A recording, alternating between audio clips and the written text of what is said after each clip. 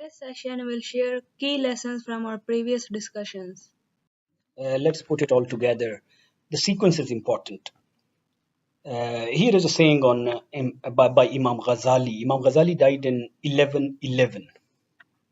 He is a very towering personality when it comes to education and when it comes to moral character building. His book Ahya Ulumuddin was a kind of gold standard in families for 1,000 years. He was described by Max Horton. Max Horton is a German Orientalist as the greatest ethical thinker uh, in Islamic world. So, what do you think is it all begins with uh, the training of the child for personality development? What do you think should be the first process? It really begins with choosing your life partner, choosing your spouse. It's very important. It is said, be careful of a beautiful green shrub. Hadar Deman means a good-looking woman or spouse, but of low origin, means of not a good upbringing, let's say. Imam Raza Rahmatullah said, if he is ill-natured, bad-tempered, don't marry your daughter to him. He advised it to somebody who asked for an advice. Isja'akum man tarduna khalqahu wa deenahu fazawja. Khalq and deen, ethics and values is the criteria. In Delhi, Calcutta, the traditional Urdu guy said, daughter-in-law or comes for 100 years. That's an impact. So it's very important.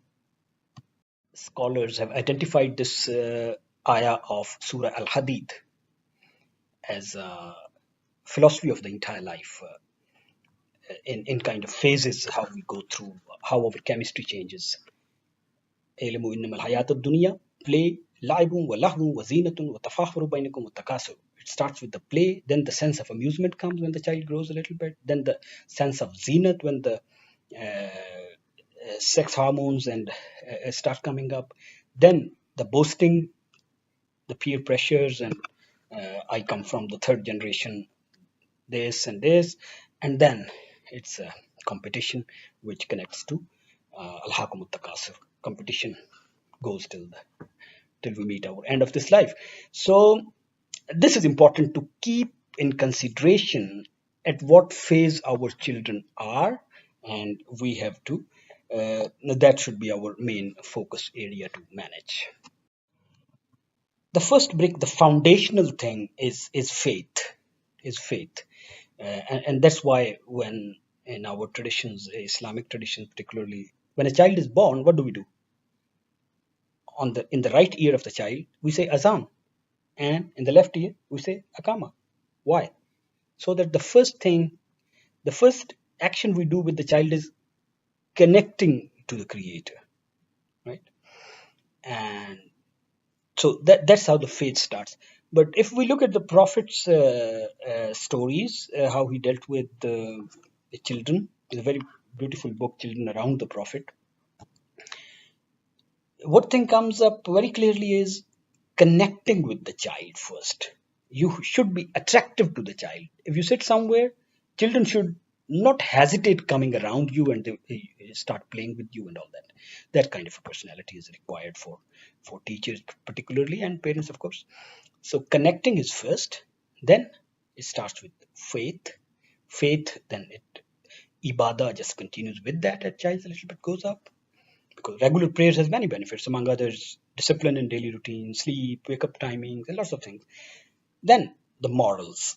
The first moral, as Imam Ghazali said, when the children have a sense of eating, that's the time, good timing to tell them table manners, how to eat, how to sit, where to start, right? What to do at the end, washing your hands, to Bismillah, to thanking the Creator for this, and then children go up then uh, the issues of sex, separating their beds, knocking the doors, and then at the end is the social character, how he or she carries herself among the friends, among the peers, and we know the heaviest on the scale on the day of judgment will be good morals. That's very important. That's the real ibadah. That's the real thing. Okay. This is a beautiful hadith. Train your children in three things: the love of your Prophet, to love the Ahl Bayt, and the reading of the Holy Quran. Routines are very important for children as well as for our adults as well. In this regarding this tradition, the routine that scholars recommend is round of Quran 2 times in a year, once in the Quran, once in the Ramadan, and once in the entire year, and the round of Seerat of Prophet at least once in a year. So that means we should have a version for different grade levels also. For example, the Muhammad Arabi is a very good book for the children can read it from age 3 onwards. Okay. A very simple framework.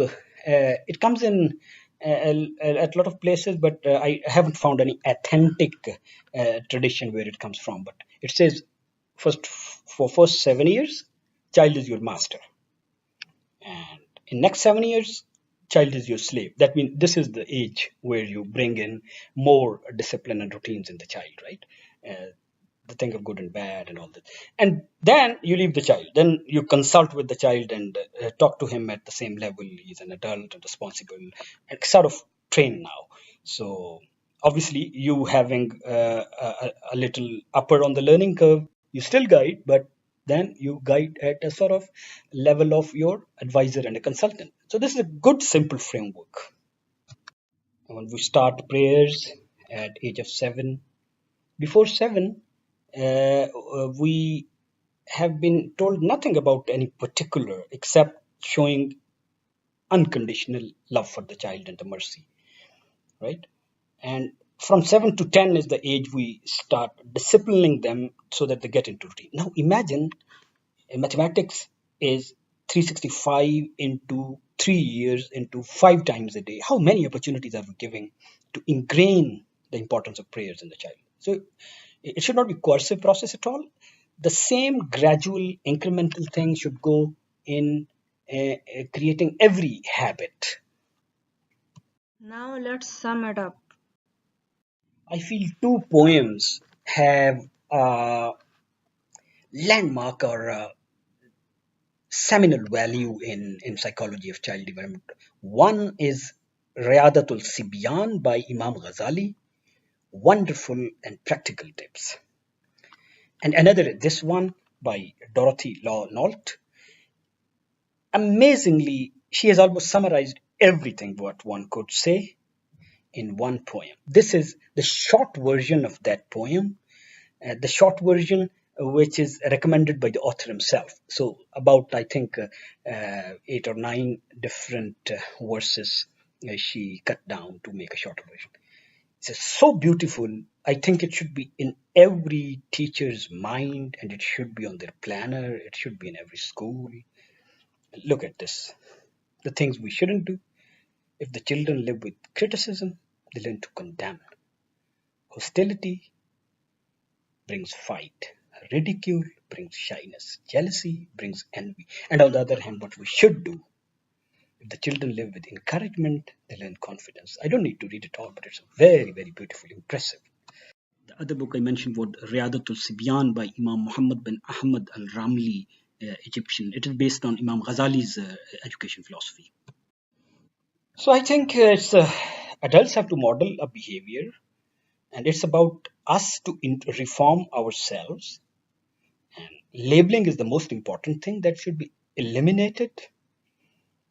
Even some of our assessment and examinations and our conduct is such that we are unintentionally labeling 99% of the children.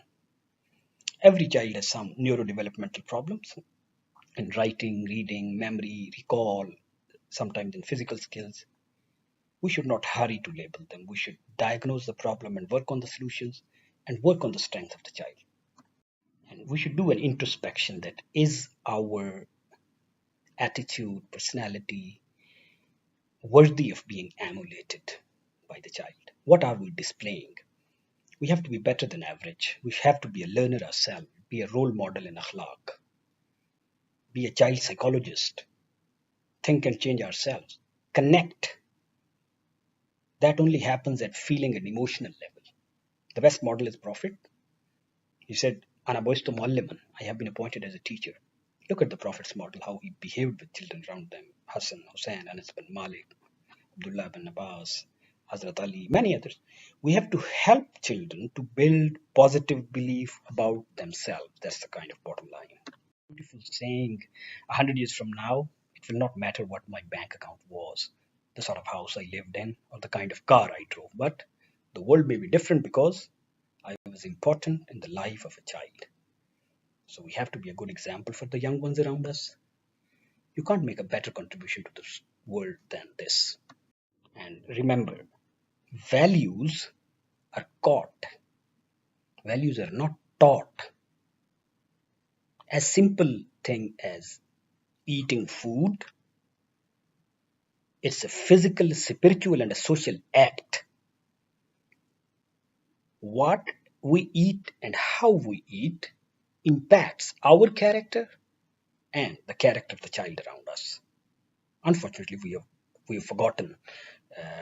In the consumer culture, we have detached ourselves from the ethics. I was reading in a Christian text, Deuteronomy. It's written, "A woman shall not be clothed in with man's apparel, neither shall a man use women apparel, for that he does these things is abominable before God." But look what we are doing out there. It's totally opposite. We have to go back to basics and display things to the next generation so that they learn and they know the principles on which they make their life decisions. And the core thing is, since the family is the basic unit, respecting each other in the family. Surah Taghabun is very important in that. When it comes to family, spouse, and children, these are the three words: tafu, wa tasfu, wa taghfiru. Pardon, forbear, forgive. These three words come only once in the entire Quran together to stress, to emphasize. There can't be more emphasis on it. And then the Creator says, "You see, I forgive you, and I ignore your mistakes and sins. Can't you do that with your family and spouse?" So it's an ultimate example. Hazrat Yaqub alayhi salam example is worth mentioning. How Prophet dealt with children. So let's respect each other and have healthy families. That will produce healthy children, and that will produce healthy teachers. That's end of our this season. Uh, I think we should be present in child's life instead of appearing as an exception when the crisis comes. Right? We need to do our trainings. I have a deep realization while preparing this. You see, for taxi driving, for plumbing, we need trainings, we need certificates and standards. For extremely important critical work of raising and educating children, we hardly get any word out there. In Friday sermons, in universities, I haven't heard in 16 years. We should wake up, let's do it. These talks are only to sensitize ourselves on this very important thing. I think parenting workshops, teachers training are very important on this area, how we interact with the child, how we model ourselves, the things we need to eliminate. More of the things are what we need to delete from our behaviors, really. We have gathered enough material on that, and inshallah, we're going to start that. Thank you very much for listening.